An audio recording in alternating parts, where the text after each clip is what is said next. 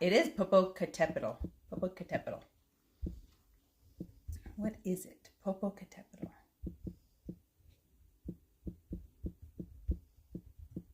It's an active stratovolcano. Oh. I did not know that. Come on in. I finished the one I got all the... Way to go. Did you put the clippers back in the garden box? Rock on. We're going to hit record on this, and I'm sure Dad can check all the boxes. Thank you. You're amazing. Please take all the dogs back out of here. Boys, out. Barney, Bye, Barney. go. Ted. Ooh, that was crunchy. Bye, Ted. Out. You meant it. Go. Ted got in trouble this morning for jumping up at the table. On the table? At the table. Not on the table. I was like... No, if he was on the table, he'd be real big trouble. Big trouble.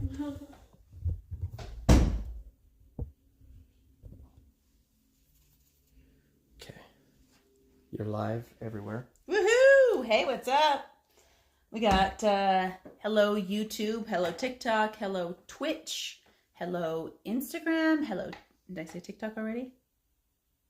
Where else are we watching? Facebook, Twitch, Facebook. YouTube.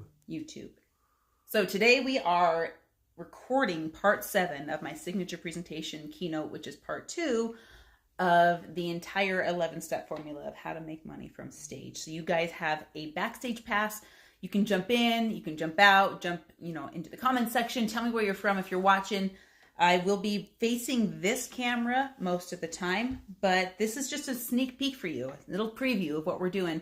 This weekend is WealthCon. So many of you might be down in Vegas. You might see us there. I'm going to be just in the crowd. I've got one of my amazing speakers jumping on that stage this weekend. So Adrian's going to freaking kill it at WealthCon. So if you're not coming down there, get tickets and go. It's going to be epic. Ryan Pineda is a world-class individual, and you got to just be in the same room as those people. So, and Adrian's presentation is all about that, all about being in the right room. So as you have questions, comments, we'd love to see them. We'd love to hear them. Richard's going to be monitoring that chat for us. I'm going to be laser focused on the recording section of this. And let's go. I'm sorry you will not be able to see the slides. I just don't have the ability to point my camera in 2 places at once. So, but you will hear the conversation. All right. Think we're good, right? Would you mind taking this from me, babe? Thanks. Okay. Now I need to hit the record button. Which is over here. It says start test all your buttons first, just to make sure. Oh, sure. Okay. Oh, I need to click on... Oh, yep, that one worked. Okay. Back, camera in that. Slides and camera. Okay, we're good, right? We're good? Okay, hit the record button and go. I gotta find my mouse. Start recording and then click back. Yeah? Yep. Rock and then on. Make sure that the slides work. Going left and right. Okay, great. And we got picture in. Your setup is so amazing. Took some trial and error, but we got it. Yeah, we have a laptop, we've got an iPad, we've got the screen prompt, we've got 2 cameras, 3 cameras, lights, camera, action, computer, monitor over there. Richard cannibalized his entire desk for this studio. We have to buy another monitor, don't we? Yeah, we'll have to. Yeah, for we'll downstairs. buy several monitors and computers when we move downstairs. Yeah, okay. Awesome. All right, this is part 7 of step 2 of your signature presentation. Okay. Oh. Wait. Okay, yes. Let me make sure, actually, that the audio is coming through correctly. Oh, yeah. Test, audio, sound check. That would be really awful if we recorded this whole thing and no audio came through. So then we're going to stop the recording. Okay. We'll do a sound check on it. I have recorded an entire hours of courses, entire chunks with no audio, and then we had to go back and re-record. Yeah? Rock on. Okay, we're good. Yeah? Yep. Happy? Okay, Let's I do started this. the recording. I clicked there. We're good to go? Should be good to go now. Okay, now this is the real part 7 of step 2.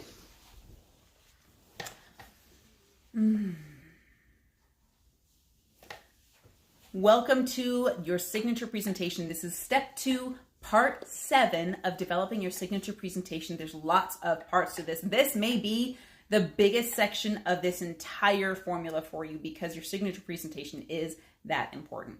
This section is all about state changes. Well, what are state changes?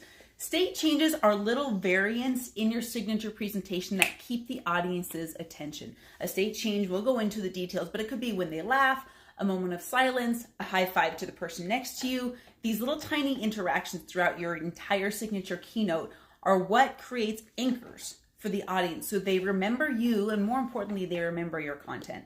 So let's jump right into what that means. Now, this is the fun part. These state changes create the interaction between you and your audience, all right? So let's talk about your stage presence in terms of your internal personas, these 4 different pieces of you, your X factor, and how you use these state changes throughout your signature presentation to create that little moderation and the ups and downs. So here's the first thing. The little variances in your state will depend largely on your X factor. So right now I'm teaching someone, for example, that has humor as their X factor. That's a big part of it. And these little variances up and down that he's sprinkling in the signature presentation are little moments of laughter. And that X factor, he's leaning heavily on it because he's actually quite funny, even though his presentation isn't a comedic sketch. So whether your X factor is, oh, I'm actually a very serious, down-to-earth person, or maybe I like spreadsheets, or I tell little factoids, or maybe I'm a powerful warrior and I'm like, write this down. Whatever your X factor is, it will reveal itself with these little state changes that you do. So this is interaction. Guys, these state changes cause interaction with your people. It may not be direction from stage necessarily, but I'll show you here what this means. So let's take first a look at these state changes and their frequency. I like to create stage changes in my brain about every 90 seconds when I'm communicating live on stage in front of a real audience. So this is what the energy chart is going to look like. So we had the yellow one before, where we talked about the flow and the overall energy of your presentation. This white line that I've put on top of it, quite proud of myself for that graphic, by the way, that creates ups and downs throughout your signature keynote. All right, so you can see the zigzags and ups and downs. For example, the promise down at the bottom, your state change will probably be down below that. It's not an exact science, but it should regulate and moderate that overall energy feel as you go through. Let me just give you some examples of what this is going to be throughout this, presentation. So check this out right on the screen here. Here's some examples of how to create state changes that don't interrupt your signature keynote. They support it. So let me give you some just definitions for these. A state change can be give the person next to you a nudge, a high five, a shoulder shake. I usually don't kick off my presentation with this, but this can be used throughout. It's also very important to not use the word partner unless you've put them into partnerships. I always use the word the person next to you, or give the person to your right or to your left, because they're not necessarily partners yet unless you've assigned them to be. Okay, so the next one is repeat after me. Anytime you have the audience repeat after you or say this phrase, that's a state change because you're inspiring some kind of an anchor and an interaction. Round of applause for yourselves. That's a state change. Finish this sentence. Now, the important thing with this one, when you say finish this sentence, is that you've already shared this sentence with your audience. You've already completed the sentence. You already completed the sentence. So they know what to say. One of the most gut-wrenching things that you're asking the audience to do is when they don't know what to do. It creates so much awkwardness on stage when you let the end of the sentence hang open and they don't know how to finish it because your audience wants to follow your direction. You just have to give it to them clearly first. Now, write this down. That can be a state change as well. Be careful with this one because you can say write this down and then not give them time to do it. So there's 2 ways to do this. If I'm delivering my content and I've got those 3 content chunks, I say write this down. That's a state change. And then I give them time to do it by repeating myself until they've got it. Now, there's a softer way to do that when you say, if you're taking notes, this is something you're going to want to highlight. Or if you're taking notes, write this down. Or you might want to underline this one in your brain. So that one you don't necessarily need to leave time for, and it's not necessarily tied to a bullet point in your content either, okay? Use it appropriately. Share with the person next to you. This can be a bit of a longer state change because you're giving them time to share something from their notes. You're giving each person a chance to talk. This can be a little 60-second version of this. What this will do is give you a second or a moment to get a drink of water. What this can do is give you a second to get a drink of water. It can help you get back on your train of thought. It can give you a moment to figure out who's coming up next and is your MC or the next speaker ready. These are really great moments for you to take a moment backstage and get set up. Raise your hand if. Now, use this one sparingly. These are not all meant to be used at the same time, obviously, but you're going to get a feel for what your audience is feeling like is overdone or is underdone. Silence, guys, that in and of itself is a state change. Because when you're silent, that causes the audience to pause and they look up and they are hanging on what comes next. Silence has its own section I'll talk about later on. Laughter, causing laughter in the audience, that is a state change, okay? And then make the sound of this emotion, or make this, let me give you an example. Make the sound of what it feels like to be late for work. Make the sound of what it feels like to work for somebody else. Make the sound of your inner soul. Make the sound of your passion. Make the sound of living the life that you love. That's going to create an emanation of sound from the audience, which creates a state change. Next, get shares from the audience. This is a great quote unquote page break, if you will. When you get audience shares, this is usually after an exercise or between speakers. It's not just a time fill. It helps the audience anchor what they're learning. And you might even be teaching your audience to take notes. That little knocking sound, is there a way we can make that stop happening, babe? I'm sorry? That little knocking sound. Oh. Is there a way to make that stop happening? Yeah. Thank you. I don't think we need to go back. No. But I'd like for it to not do that. You're editing these videos, right? Yeah. Okay, good. There's a couple times where I've gone back and restarted. Okay. Next, teach your audience to interrupt you. I like to have them interrupt me with the gold nugget phrase. One of the reasons I like to do this is because it helps me understand what is valuable to the audience so that I say that again in the next presentation. Now, yours doesn't have to be gold nugget. It could be, something else that you pick. I've just used that one for so long that I love it. Or you could have them say, I love this, or taking that down, or whatever it is. Something that clues you into what the audience finds valuable. And what that does is not only help you, but it also helps other audience members heads up, oh my gosh, I missed something super valuable. Let me write that down. Say yes if. Now this is also asking the audience a question, but it's teaching them to give a verbal response. Good state change. All right, now another state change. This one again takes a little bit more time and it needs to be consciously built into the time of your presentation and to the content. So in a group of 2 or in a group of 3, discuss or share or whatever it is. Again, this buys you time. This is really useful if you're spending 45 minutes or an hour or longer on stage and you need a moment to recollect. You need a moment to tune into the audience. It's great for you to walk around and listen to what they're saying. So this is another state change, again, that takes a little more time. Some of these take a lot of time. Some of these take very little time. And you may or may not have time for everything in your signature presentation. But I want to make a note of this. Whenever you're on stage, do not mention how much or little time you have left. That's a big no-no. It tells the audience that you're self-conscious about the time that you have left. And it tells the audience that they're not the star of the show, that you're worried about your time. So don't mention it. Don't say, oh, with the time we have left, or I only have 20 minutes, or I'm getting the countdown right here. That's generally not a good thing to do on stage. So be aware of how long these state changes take and how long you need in your signature presentation to implement them. All right, check this out. Silence. I mentioned that I was going to give this one its own section, and here's why. It is its own language. Now, the temptation is going to be to fill the silence because generally people are very not comfortable with silence. They think it's awkward. But the more silence appropriately that you can leverage, the better off the impact of your signature presentation is going to be.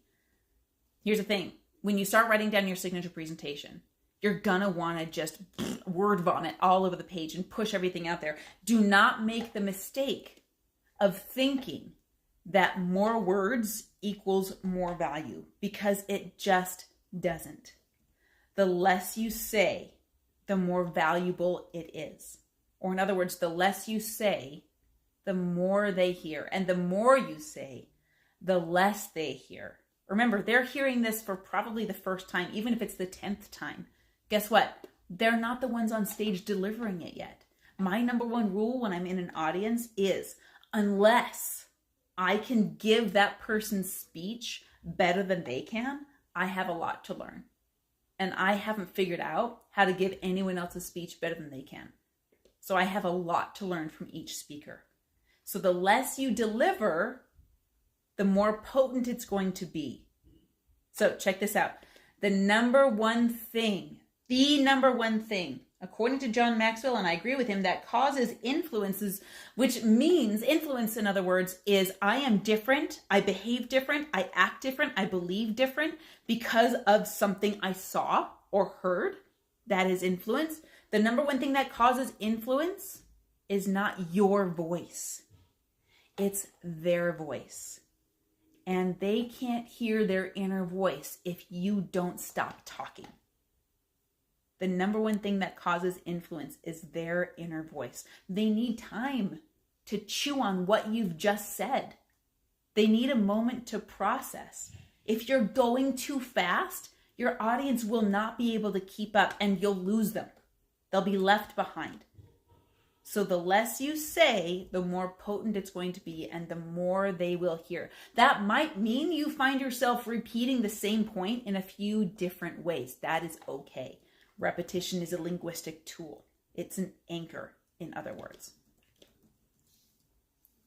Let's talk a little bit more about silence. It can have a dual purpose. It often does. You can leverage silence to get back on your train of thought. Maybe something someone said in the audience, you went off on a tangent and you talked about that for a minute and you're like, okay, I need to get back to my signature presentation. I'm going to do a brief partner share so I can get back to where I need to be. You can also use silence to let a point set in with great depth. You can also leverage silence to give thought time for the audience to a rhetorical question that you've asked.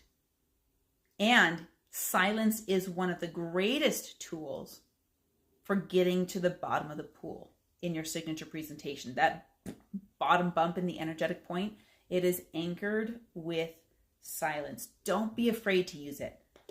And when you use silence, use the body language of eye contact. The best way to leverage silence is to keep your body completely still, maintain unblinking eye contact like we talked about in the body language section, and let it hang. Count to 6 before you move on. Now, if you do this, it's a powerful tool. If you overdo it, it weakens you. Most people that I have taught are not yet at the point where they're overdoing it. So don't worry about right out the gate. Don't worry about that right out the gate. Just start using it and see what happens. Okay, up next is part 8 of step 2, your signature presentation, audience direction. This is going to be very technical. This next section, it's going to require you to give a lot of practice to this. It's best done in the pressure cooker so you can get kind of a feel for how the group behaves. I heard this morning in a mentoring group that I was in a quote that said, a person is smart. A person can follow direction. A person can stay with you. A group of people, the collective ability goes down. When you get a group of people together, they're going to need more direction, slower direction, and repeated direction. We'll go into it in the next section. Check it out. Okay. Oops, I just clicked it.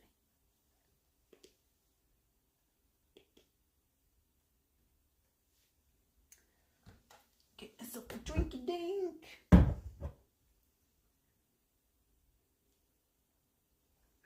Doing okay? Mm-hmm. Just finished this section. Gotta love when you launch registration and then find a mistake. Oh no, another one? Yeah. What was apparently on the registration page, Willie's speech is not loading. So I have no idea why. So I'm trying to fix that.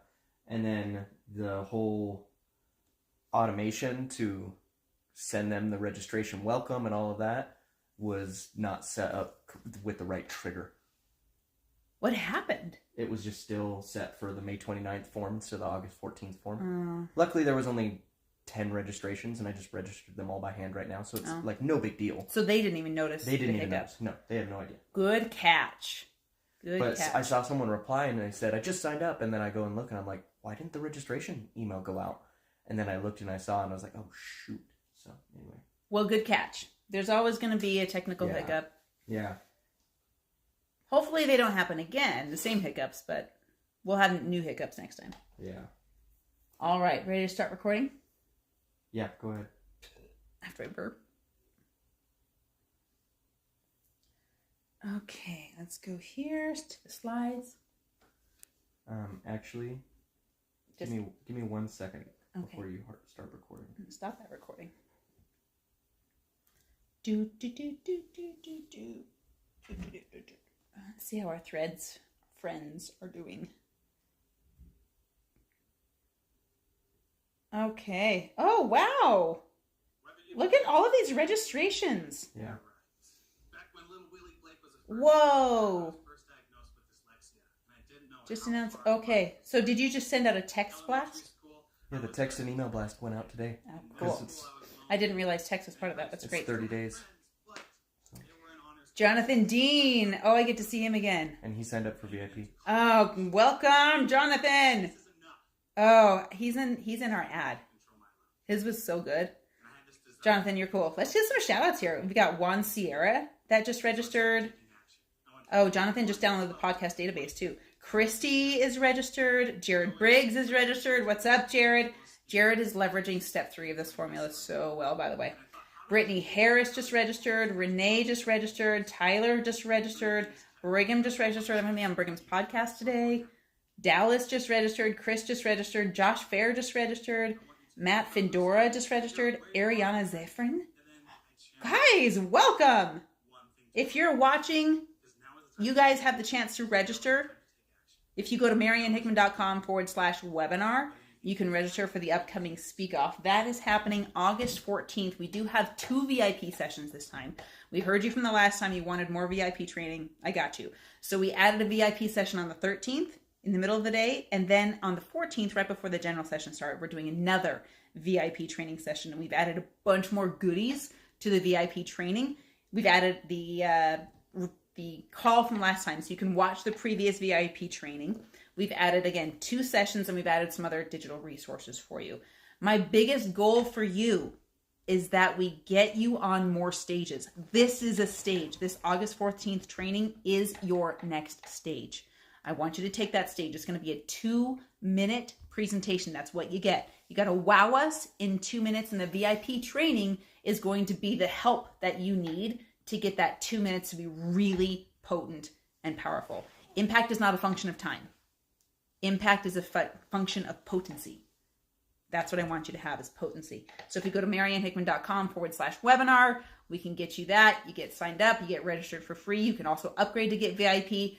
The VIP people are the ones that are guaranteed to get a speaking spot during the general session. If you don't sign up for VIP, I cannot guarantee you a speaking spot in the general session. Last time we had a very, very full roster, and they were all VIPs. We had a couple people that slipped in at the very end, but I couldn't get to everybody. I had only the VIPs plus 1 or 2 more that got their guaranteed speaking time. So get that going. Start practicing your signature presentation. If you want a little hint, practice your signature presentation, a 2-minuter on live.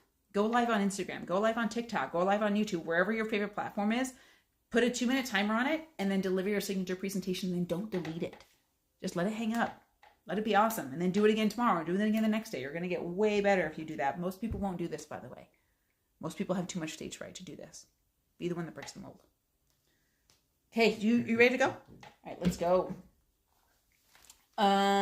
Step 2, part 8, your signature presentation. Okay, yes, audience direction. Welcome to step 2, part 8 of your signature presentation. This is going to be audience direction, how to lead an audience and get them to do the things that you want them to do in a big crowd. A lot of times, if it's not your event, you won't have a ton of time to do an exercise, but you'll need to get the audience moving or following you or writing things down. I want to train you on how to do this. Now, here's the big thing. You will be able to certify in exercises when we get your certification going. I'm going to go back and say that again. A large part of your speaker certification is how well do you direct the audience during your signature keynote presentation, especially when it comes to the experiential exercise. Now, your audience wants to follow you, but they're going to need help. So this is going to be a very technical question. And I have to tell you, the best way to get good at this is to have a signature presentation that's put through the pressure cooker so you can sit in a room and get live feedback right away. So if you haven't had a signature presentation pressure cooker experience, you're going to want to get that at the end of this. I will post links and show you how to do that. If you're in the Mastery Hive, you will have opportunities to practice this, but practice doesn't make perfect. Practice makes permanent, which is why I want you to go through the pressure cooker. Because I don't let you practice something that doesn't work. I will stop you every 90 seconds if I need to. If you're getting 1 or 2 degrees off, I want you to stay on course. But here are the nuts and bolts. This is important for you because you'll be able to go back and re-watch and perfect this. So the audience direction, here's where it starts. You want your audience to follow you and they want to follow your instructions. You're the leader, you're the mentor, and starting from the smallest thing, like you're enrolling questions and the hand raises that you're enrolling questions, or all of those little tiny state changes that you're doing, all the way up to the CTA or the purchasing of your product, you need to be able to point them in the right direction so they know where to follow you and how to follow you. Now, here's what it's going to feel like when you're starting out without any practice. This is one of my favorite videos on the internet right now. Check this out. This man right here is my great-grandfather. He's the first cat herder in our family. Herding cats. Don't let anybody tell you it's easy. Anybody can herd cattle. Holding together 10,000 half-wild short hairs, well, that's another thing altogether. Being a cat herder is probably about the toughest thing I think I've ever done. I got this one this morning, right here. And if you look at his face, it's just ripped to shreds, you know? You see the movies, you hear the stories, I'm living a dream. Not everyone can do what we do. I wouldn't do nothing else. It ain't an easy job, but when you bring a herd into town and you ain't lost a one of them, ain't a feeling like it in the world. I love this clip so much. Oh my gosh. I promise it will feel like herding cats the first time. You're going to, like I said, one person is smart. Many people, the collective intelligence, it goes down because people are getting all sorts of feedback and fears. What would the person next to me and so forth? It will feel like herding cats. Don't get discouraged. Just get practiced. So let's take a look at what this looks like. Here's some steps. This is going to be very detailed. This is going to be, I didn't realize how many steps were in this until I literally wrote them down like a flight plan. This is going to get very, very detailed. And again, you can read about this all day long, but the best way to be really good at this is to just jump in the pool and start floundering and figuring it out. So anytime you have a partner versus partner activity, a group activity, or basically anytime you're turning the audience loose to follow directions, they need your guidance. They need your step-by-step. They need your direction all along the way. I'm going to give you a formula. There's many steps in this, and it also applies to other instructions that you need to give, maybe to your AV team. Anytime you give instructions and you want someone to do something, you need to follow this formula. So I'm going to use the example of a partner versus partner exercise. Those are pretty common. This is one of the state changes that we talked about, but when we get this in-depth and detailed, this is more than just a state change. This might be a tool that you use as an MC to bridge the gap between two speakers. This also could be a tool as part of your exercise. This is more, again, than just a state change. This is very, very detailed. You might use this formula to have the entire audience move as a group, Whatever you're doing with the audience, this is the formula that you're going to use to do it. By the way, your event team, if you have an event team, or if you have people handing out props, or if you have AV, or if you have mic runners, you want them training with you with this kind of formula so that they get familiar with what to expect. Now, any event team that I have worked with has worked with enough speakers to where they're listening in. Now, if you nail this, it's gonna look like you have a hive mentality. Everyone's beating to the beat of the same drum. Your AV team is with you, your helpers are with you, the props are with you. It appears very seamless, like a theatrical production. It will seriously look like you're showing a brain cell here. So if you get this nailed right, this is what it looks like. Now we're going to use, again, the partner versus partner exercise as an example for this formula. But again, you can use this for any group activity or any other activity in your signature presentation. Okay, here it is. Check this out. You might want to screenshot this. Again, this is here for you pre-recorded, so feel free to pause, go back, and get some notes. Step number 1 begins with in a moment. When you say in a moment to your audience, it helps them heads up, eyes on the screen, eyes on you. You're going to prepare to do something. So you're going to say in a moment, you're going to find a partner. You'll have an A partner and a B partner. That's step 1. You're giving them a heads up. You will tell them about 3 times before you say go what they're going to do. That's step number 1. Now let's check out step number 2. When I say go, you're going to stand up, raise your hand until you find someone else with their hand up, and then you're going to put your hands down. I haven't told them to go yet. In step 1, I'm telling them they're going to find a partner. Now think about this. If I were to just tell you, go find a partner, you'd be able to stand up and go find that partner on your own. But again, when you're talking to a collective group, we've got to break it down into steps for them. So here's step 3. Okay, I'm not going to draw this out. This is very intentionally drawn out because it's collecting attention again. Okay, go. And then I repeat myself while they are moving. You'd be surprised at how many people look at you. What am I supposed to do? Okay, go. Raise your hand until you find your partner. And then you're going to repeat yourself again. Once you've got your partner, put your hands down. And you may have to repeat yourself a couple of times while the audience is moving, because the first thing they're going to want to do is talk to each other. You want to be the speaker. You don't have to tell them to do it in silence. You can. Just know that you won't get silence every time. Here's step 4. Once the audience has their group of 2 people, you're going to give them the next steps. I haven't even told them what they're doing in their partnerships yet.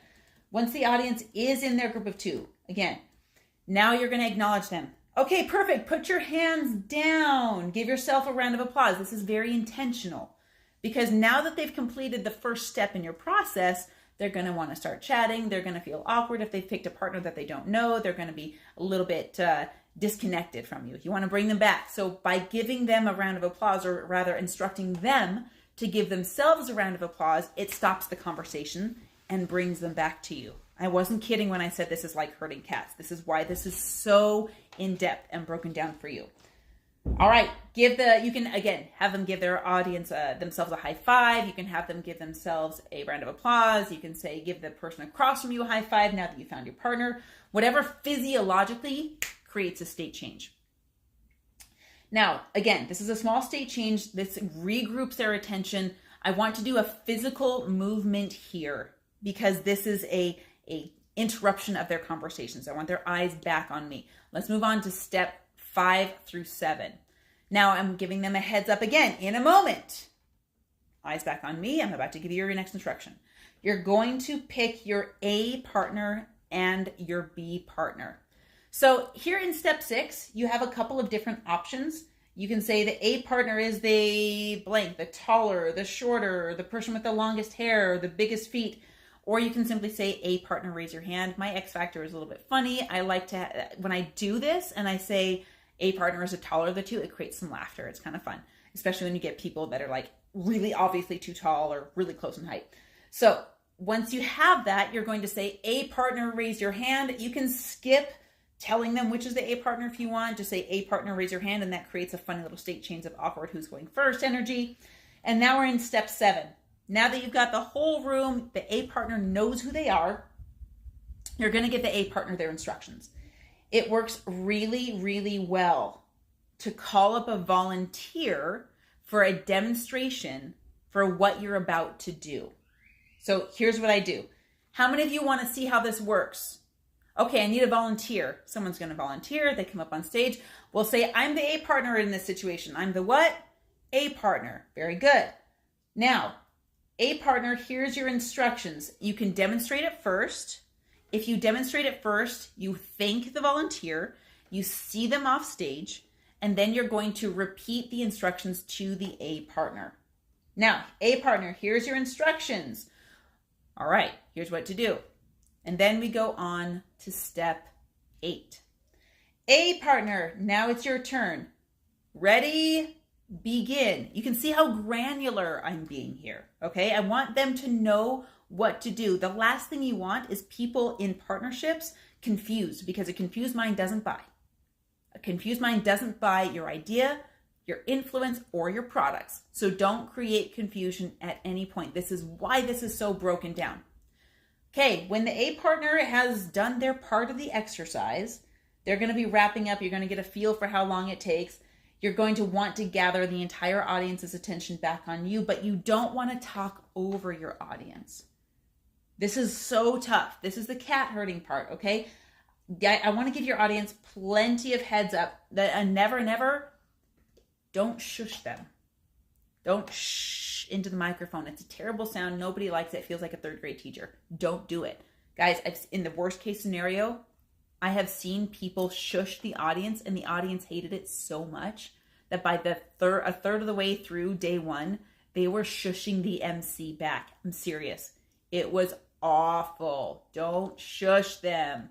Make the sound of that tire in the microphone. Don't do it, okay? What you're going to want to do is this. You're going to draw out your words. That's why I have it drawn out on the screen. Okay, 10 more seconds, and I'm going to modulate my voice with those ups and downs. What I'm doing here is consciously catching people who have the high tonalities and the low tonalities pre-programmed into their brain.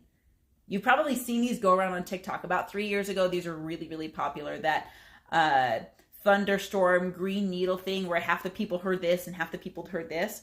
I'm consciously using that pre-programmed tonality to catch the entire audience by making my voice go up and down in modulation. Okay, 10 more seconds. And I catch everybody and I drag my words out on purpose so that they have a heads up. And then I count to 10, or sometimes I count to 5, or I say 10 more seconds.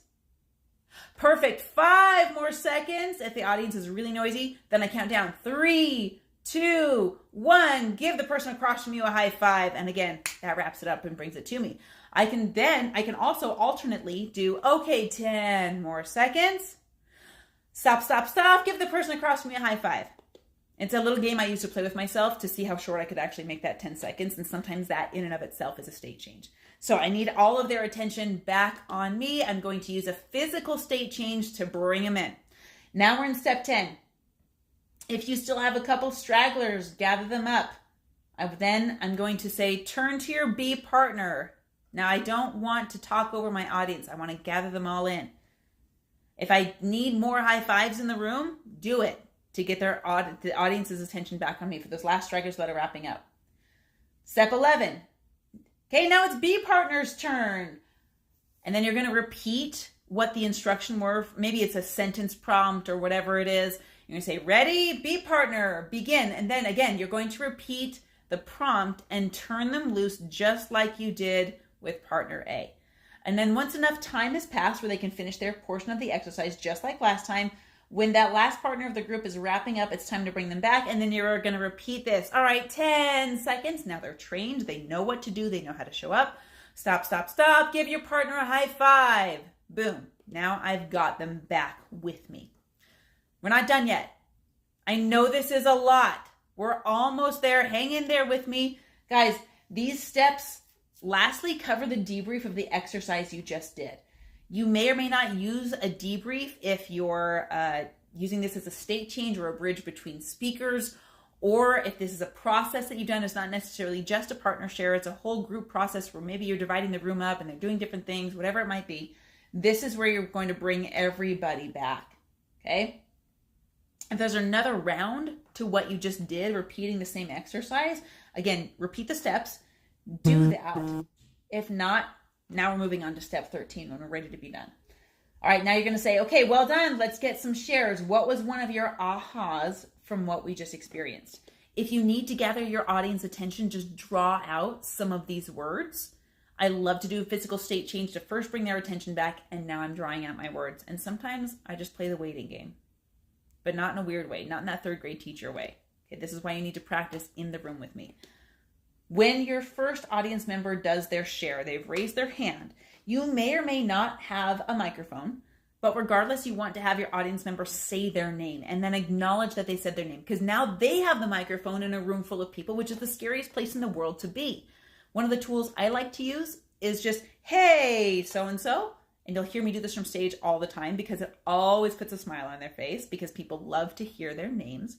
So when they say, hey, I'm Stephanie, hey, Stephanie, and if they forget their name, I go back and have them say it so that they get recognized and acknowledged for taking the mic. Then you're going to have them say their share. And guys, heads up, train yourself, train your mic runners on this. When you give a mic to an audience member, you're not actually giving the mic to the audience member. I don't want them holding the mic. I don't want them taking the mic from me or my mic runners. Why? Because they might do a hostile takeover of the room. I want to hear their share. I want it to be impactful, but I don't want them to take the mic and go on and on and on and lose my control of the room and lose my influence on the room. So I never let go of the mic.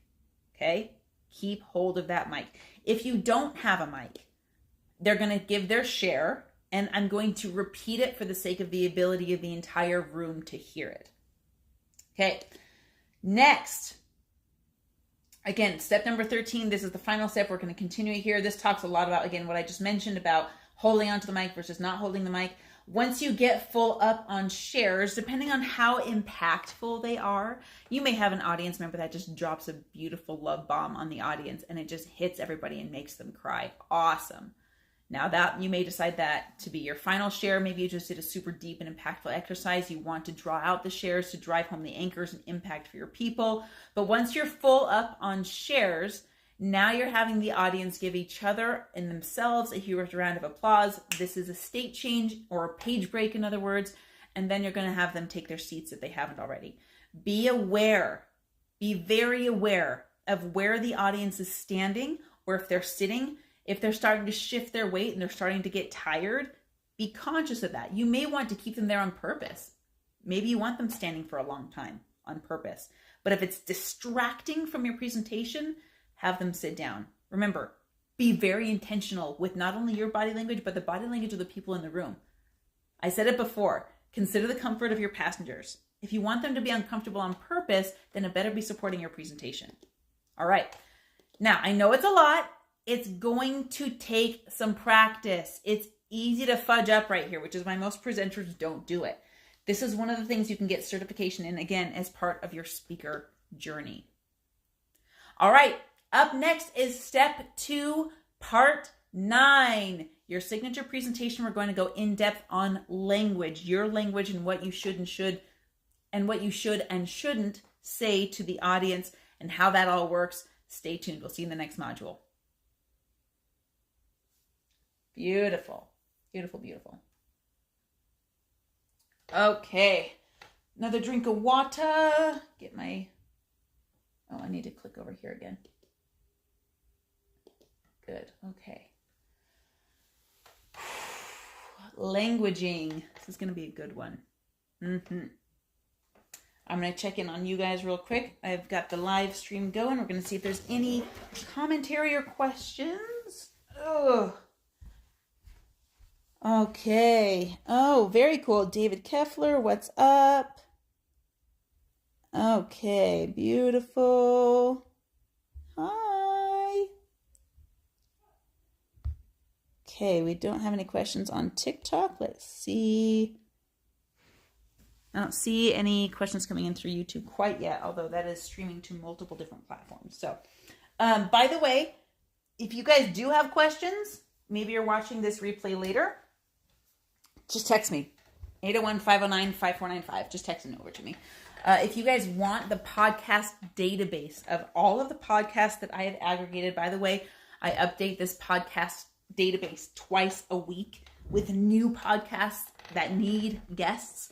And there's also 400 guests on there that need podcasts. So if you have a podcast or in the search for guests, also get access to this database. I'll deliver it to you. I've got an automation set up. So all you need to do is text the word podcast to 801-509-5495. That will kick out the podcast database to you. You can request access to it because it's a protected sheet. You can even share it with your team if you have some PR people that are booking you on stages for you, and send it out to them. They just have to request access. You just have to share the link with them. But if you text the word podcast to 801-509-5495, I'll send it out to you, or my computer will, because it takes care of that for me. All right. I'm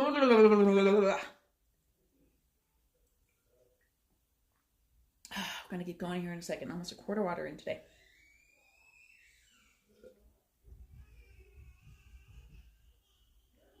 Here's the baby. He's with daddy. He's got this. Oh, that speaker section of the signature presentation, I don't know if it's going to be the longest section or not, but there's so much to it. The way I've designed this is like a pilot would design a flight plan or a pre-flight check. You got to check every single screw, every nut, every bolt, every aileron, everything before you launch. And what I've done is taken my entire system. I've been speaking on stage for 33 years, you guys. Everything I've learned, I've reanalyzed it. I've broken it down. I used to be an event junkie, still am. I go to events and I watch where they put everything and why. And then I break it down and reverse engineer it and put it in this plan for you so you can go through step by step by step and make it work. And what's cool is that I've taken all of these steps. They've got sub-steps. So we're in step 2 of the signature presentation. The signature presentation in and of itself has 10 steps. So you make sure you hit all 10 of those in the signature presentation. And this step 2 of the 11-step formula has sub-steps underneath that. So there's steps within steps within steps. We have really broken it down. Richard told me when we decided to do this course, he said, Marianne, I want you to give everything you got. I want you to hold nothing back. I want you to just put it all out there and deliver it, because this is the master course. There's hours and hours and hours of training here. There's probably an entire college semester's worth of training in here, maybe more. So this is the master course. Do we have any questions come in? I just checked, but I don't see any on TikTok. No, let me check Instagram. Check the gram. Do we get some sketch comments?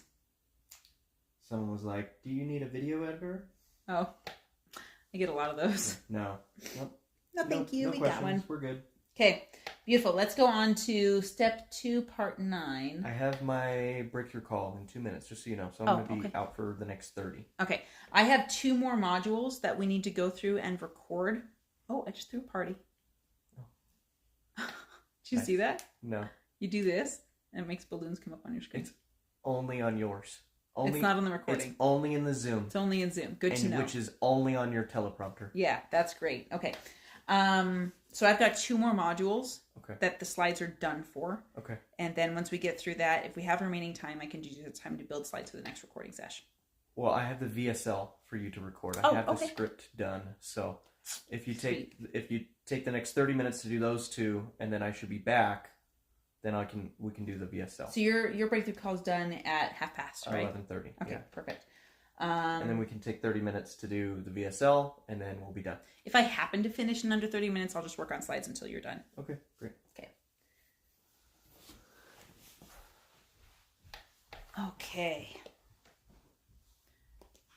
Welcome back. We are in step 2, part 9 of your signature keynote presentation. We are talking language today. Now, obviously, this only applies if you're English speaking. I don't know how to do this for other languages yet, but some principles might overlap. So check this out. First thing, let's talk about seeding. What does seeding mean? What does continuity mean? Okay, seeding is when you talk about something that you're going to reference later. It could be your product. It could be the overall product of the event. If you're a guest at somebody else's event, it could be an idea. Now, if you look back at very, very old ancient language forms and communication forms, you'll find what my dad taught me about when I was very, very little called chiasmus. Chiasmus is when you take one topic and you repeat it as a bookend, and then you'll take topic B and repeat it as a bookend, but before the last one. It's like a mirror. You put a mirror right in the middle of your presentation, and A, B, C, D, D, C, B, A is repeated in your signature presentation. So that's a very powerful communication tool. You can also repeat it differently. A, B, C, D, then repeat yourself again. A, B, C, D. That is a specific language form. It's a chiastic language. I don't want to go too deep into that. You can Google all you want about it, but language forms can support you. Seeding is a very simple way to put it.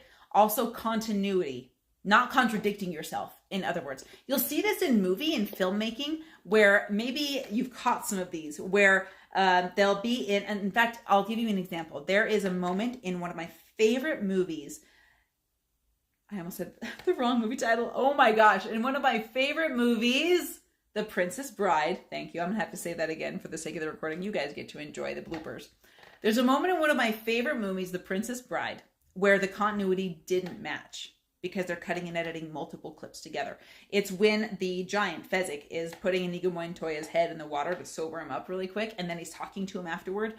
There's a specific curl on his forehead from his hair that's there in one part of the conversation, and then in the next part of the conversation, it's like matted flat against his face, and then it goes back to the curl. The continuity didn't match. Now, it's pretty funny to see on cinema, but if it interrupts your storyline, or for you in your signature presentation, if it erodes the truth or the validity, or if you don't match what you're saying in your signature presentation, that's a problem. We want your continuity to be in place. In other words, you've got to make sure that you match yourself. Okay, let's talk about how to do that. Seeding is a referencing tool. It leverages tie-in language. So in other words, if you've got the name of one of your product, like mine is the Mastery Hive, the Mastery Hive is something I want to seed. I want you to develop mastery. I want you to be with a group of people who are also developing mastery. I want you to have a hive mentality with your audience. Okay, so I'm going to be referencing. That's seeding. You can reference and seed using your call to action as a base. You can use catchphrases from other speakers, especially if you're speaking on someone else's stage. This is a very generous way to show up, one that's very admirable, and one that will get you invited back to this event and to other events. If you're quoting other speakers, remembering to say their names, leveraging them. If you're also pushing toward the overall CTA for the event. I was backstage with Pace Morby one time, and listening to him talk, we were just jamming. I was the MC interfacing with him. And one thing he said was so admirable to me. He said, I know my place here. I know why I'm here. He was clearly a headliner for the event, one of the biggest names that was on that stage. And he was so generous to say, you guys know why you're here. And in his verbiage and his languaging and his seeding and his tie-ins, he pushed toward the call to action for the event, which referred to a product that wasn't even his. He came to the stage, delivered value, and then pushed toward the main call to action. So that's one of the best things I can tell you to do, is if it's not your stage and you want to get invited back, make sure you're pushing toward the event call to action. Okay, there are two important things to keep in the back of your mind during your time on stage. Number one, again, seeding the event call to action, referencing things that belong to the call to action, whether it's community or whether it's the name of the community or whether it's part of your action step, or maybe it's a catchphrase from one of the other speakers, or maybe it's a catchphrase from the event that's developed organically. Number two is seeding your expertise and your call to action if it's your event. So seeding within yourself. Maybe mentioning that you work with people. You don't have to say it like, oh, I work with people, you can come work with me. But you mention it's like, the people I work with, this is what they do. You've probably heard me do this in this recording. I'm referencing the people that I am working with and their success stories, which is also seeding my call to action. It's putting it on the back of the minds of the people in my audience. So here's some things to listen for and to implement in your signature presentation. This is expert level stuff, you guys. We're now at collegiate level. When you're able to deliver your signature presentation and you're able to weave in talks, things that have been mentioned on stage before you came up, the event name, and you can adjust your signature keynote to bring in those elements, those themes, that is PhD level public speaking. You know who does this really well? Dan Clark. I watched him at a one-day event that I was emceeing. He was one of the very end speakers. He was a big, big name. He was one of the keynotes. And at the end of the event, when Dan was speaking, he mentioned almost every single speaker and something that they said he had stored in his brain. He said, like Manti Te'o said, like Marianne said, like Keaton said, like Goggins said, like all of these people, he'd taken a mental note and plugged one of their catchphrases into his signature keynote presentation. It was one of the most generous things he could have done as a speaker, and you can bet he's going to get invited back. Again, catchphrases used by other keynote speakers, maybe things that they have said that the audience should repeat, okay? Maybe, at the end of your signature presentation, when you can have the audience do a chant or an anchor, in other words, if you remember what those are, as a subsequent speaker, that's an anchor for your audience, okay? Phrases that cause a natural response in the audience. Be watchful. And again, I mentioned earlier, when you're done with your presentation, the worst thing you can do is leave the event. I'm going to reflect that at the beginning. One of the worst things that you can do if you're speaking at an event is only show up for your speaker time. If you only show up for your speaker time and then you leave, or you don't get to the event until you're supposed to appear on stage, you lose the ability. You can't get a feel for the audience. You can't get a feel for what is impactful to them. You can't get a feel for what they're catching on to. I've had so many organic phrases show up from the audience that were then adopted by the keynote. And if you're not there, you miss that. So be there so you can be present, hear the audience, listen to them, adopt it, and then magnify it. Here's some things to avoid. This goes without saying, but frame up with positivity. Any references to other people should be without blame. This goes for people that appear as part of your story, and it also goes for people that you're referencing in the room. I'll give you a very light example of this. So when you're maybe doing some acknowledgments, maybe you're kicking off with some, hey, thank you so-and-so for bringing me on stage. Remember their name. You don't want to mispronounce it. And maybe you're thanking the AV team too. I was just working with one of my clients on this, and he wants to acknowledge the AV, right? And I want to give them a positive acknowledgement, not a negative acknowledgement. Here's what I mean. A negative acknowledgement is, no one ever remembers these guys. Give them a round of applause. Well, that's training my audience not to remember them. Okay? I want to frame that up differently. I want to say, let's give a huge round of applause to the team that always deserves more recognition. The AV team. That's putting a positive light on it.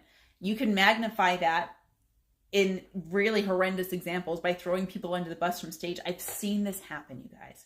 I've seen speakers say, man, I've worked with this guy for so long and his systems have been broken, but he fixed it. It erodes your credibility and doesn't make people want to invite you back. You always want to spin that positively. And it's not even a spin, it's just using positive language. A better example of that might be, man, I've been working with this person for 10, 15 years now.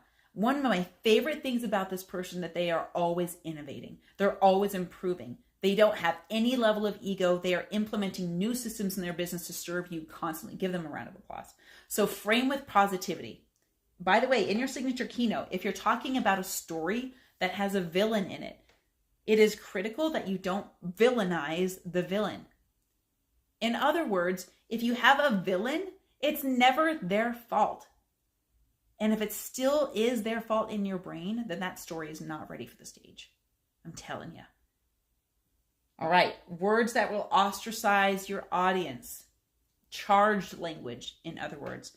There's a whole list, an invisible list of really heavy-hitting words that you need real permission from your audience to use. Meaning, energetically, you've got to understand where they're coming from. You don't want to say super polarizing language at the wrong point or in the wrong room, because again, your point is to serve your audience. There are points in your signature presentation where you have permission to polarize because you've already built rapport and a relationship of trust. And the polarization will galvanize your people with you. But if you ostracize your audience in advance, or even worse, tell them that they're stupid, you might be surprised at how many times this actually happens, then they're not going to come with you. They're going to be insulted by you. Don't do that. Again, shushing. Don't shush your audience. Again, don't talk down to them either. Like, I'm not hearing you. You guys are so quiet. Blah. No, don't do this. I have a hard time even making up ways to do this poorly because I've beat it out of myself. But don't say things to your audience that doesn't lift them up. Okay. Again, a lot of this will be done in practice. Get in the room with me so we can practice your signature keynote and point out the blind spots that by definition you can't see. So I want you to be part of the pressure cooker experience. I also want you in the Mastery Hive so that we can get your information out to the world. So your information actually drives impact to your audience. I want you to get started. The links are below. Our next section is going to be a review of step 2, your signature keynote presentation. We'll see you in the next module.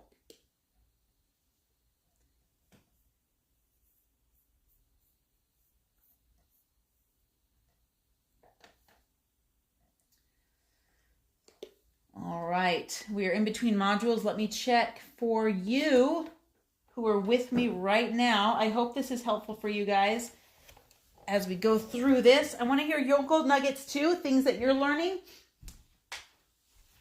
Okay, we've got live will end in 5. Okay, I have to put this in there. Boop. Nice, okay. Good, good, good. Let's see if there's any comments coming through. Okay.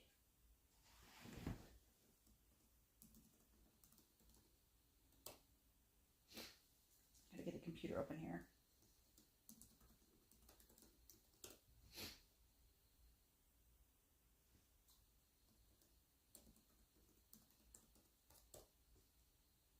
It's 11:11. Make a wish, you guys.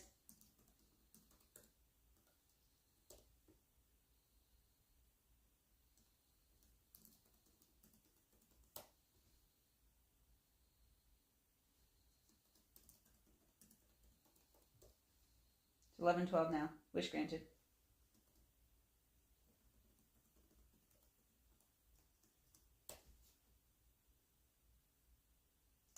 Shoot.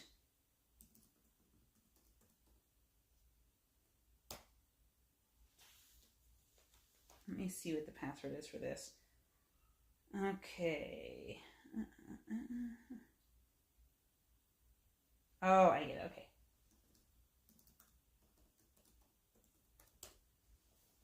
That did it. Okay. What's up, Brandon? I see you. Nope, not looking for a video editor. Thank you. Aubrey, you're so sweet. Thank you. Josh, what? You're so cool. Josh. Oh, you guys are awesome. Lots of comments coming in through the Instagram. Okay. Let's keep going. La la la la la la la. Gotta sneak in here. Whoop. By the way, if you're speaking or if you're looking for a stage, once again, let me know. I want to know. I have that list of podcasts that need guests. 400 of them. I update the list twice a week. They're organized by topic, and you can find podcasts that you can appear on to talk about your message, to talk about your products, to gather your audience. I got to tell you, though, if you're not using a tripwire or some call to action in your podcast to grow your audience, you're missing out on a huge, huge chance to grow your business. I've talked to a lot of podcasters, and let me know if this is you. You don't have a call to action, so you're 140, 150 podcasts in, and you're burning out because it's not converting, because you don't have anything to offer your audience a call to action at the end. Don't let this happen to you. If you're appearing on podcasts and your audience isn't growing, you have a big issue. If you're hosting podcasts and you're not letting people do a call to action at the end, you got a big issue too. Let people do a call to action because they're going to want to show up on your podcast and recommend other all-stars to your podcast. So y'all, if you want the podcast database, it's got 400 podcasts that need guests, 400 guests that need podcasts. Just text me the word podcast, 801-509-5495. I've got an automation that will send it right over to you.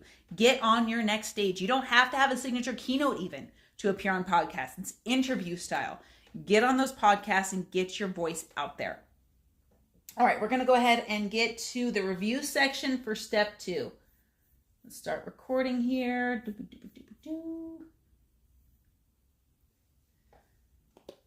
All right, this has been a really long step. It's a signature keynote presentation. This is a lot of backstage study, more hours than your signature keynote probably, than it is on stage. You practice for more hours than you deliver. Ask Michael Phelps. How many hours has he practiced for just a few minutes in the pool on stage at the Olympics? So blind spots, so you don't get off and practice something that doesn't work. Let's review what we've learned so far in this section. There are 10 things that I want you to take note of. Number 1. Let me redo that. There are 10 things I want you to take note of, 10 parts to this. Number 1, the 10 steps of the signature keynote. We went over that at the beginning of this. There's 10, these are different 10 steps, by the way. The 10 steps you're looking at, this is the 10 steps within this step 2. Part 1, the 10 steps had 10 steps within it. I told you this is very, very detailed. You have the outline of the 10 steps of your signature keynote presentation. Everything from your enrolling questions to your content, to your promise, to your call to action. The formula is there in part 1. Part 2 of this section is your stage geography, where you should be on stage and when, so that it delivers the most impact psychologically. Remember, only 3 to 7% of the audience's entire understanding of you comes through your words. Only 3 to 7%. The rest of it comes through your body language, which is step number 3, and through your tonality. So if you don't want to miss on the greatest part of your impact, study your geography and your body language.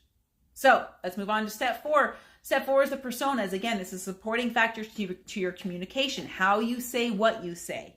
In what energy are you saying what you say? This is critical. This is why the 10 steps, those are mostly your words. Step 1, or part 1, in other words, that's mostly your words. We've got your stage geography, your body language, your personas, your energy flow. This is all showing up in your body language and your tonality. This is why there's one section for words and multiple sections for how those words are delivered, including energy coupled with personas. We had to teach you personas, we had to teach you energy in step 6. We put the two of them together.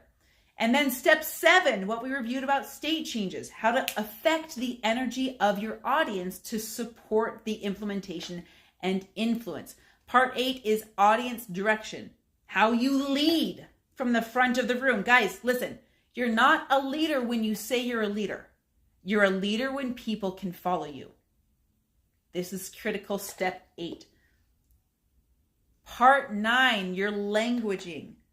What to say and what to avoid. Now in this section, I'm not giving you specific words or thing to say. I'm teaching you how to leverage your language that will support you and not erode the power of your signature presentation.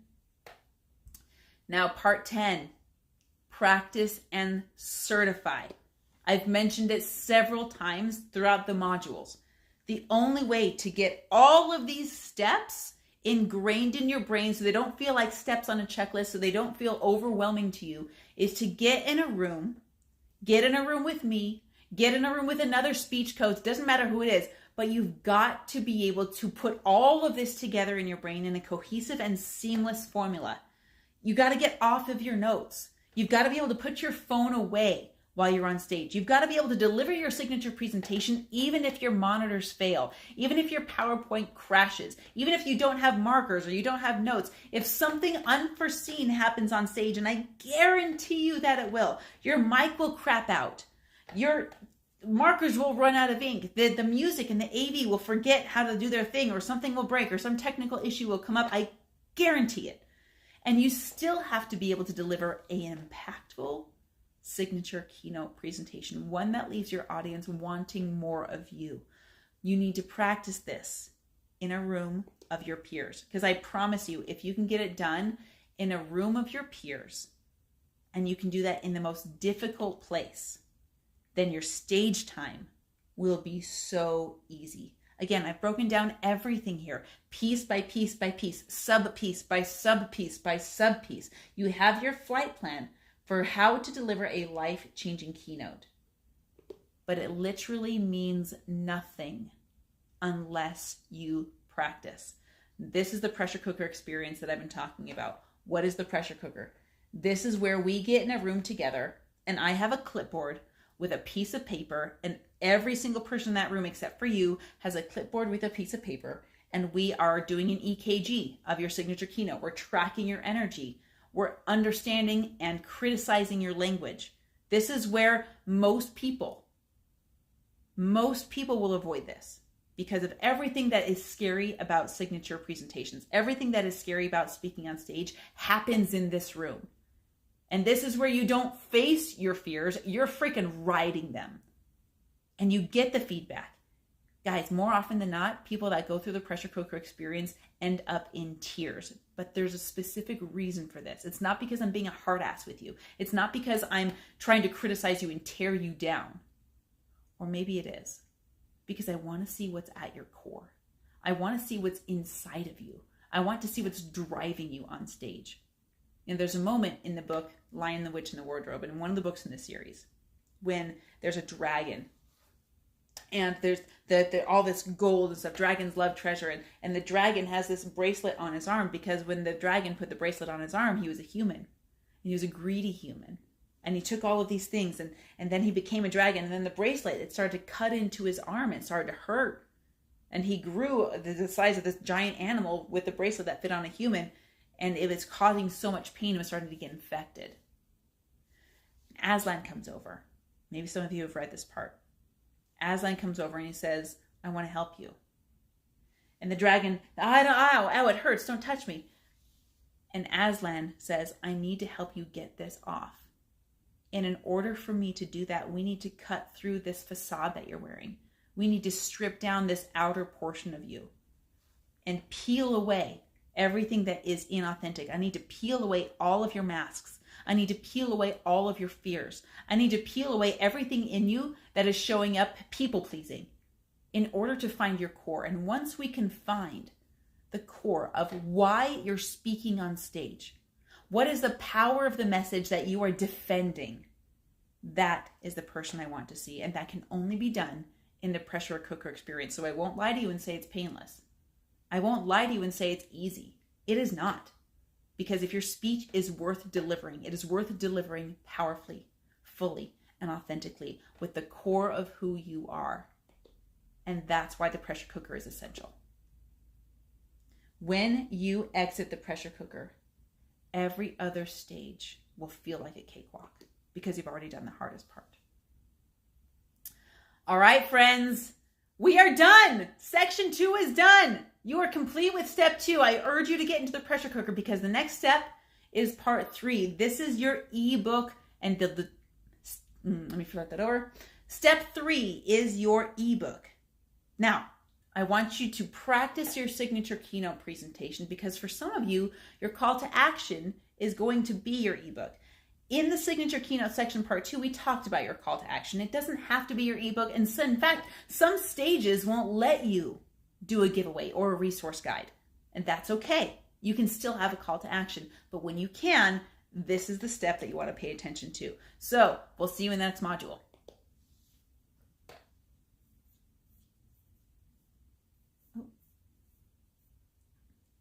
Okay. Woo! That's recording for today, friends. I'm going to go ahead and stop these lives, but before I leave the camera, I want you to get that podcast resource guide. Text me the word podcast, 801-509-9495. I'll send it right over to you. The reason you want this is so that you get your next stage. You don't have to wait for a big event. You don't have to wait for a live event. You don't have to wait for a Zoom event. I want you to be featured on other people's podcasts because those other podcasts, guess what they need? They need content. They need people like you. It's just like a newspaper without a story to print. It doesn't happen. They need stories, which means they need you. Your audience also needs you. So go to that podcast resource guide, look up the podcast that would be really great for your message, and go to the application and fill it out. All of this is free, by the way. Text the word podcast to 801-509-9495. Get in front of more audiences, find your people, and deliver your message. See you guys next time.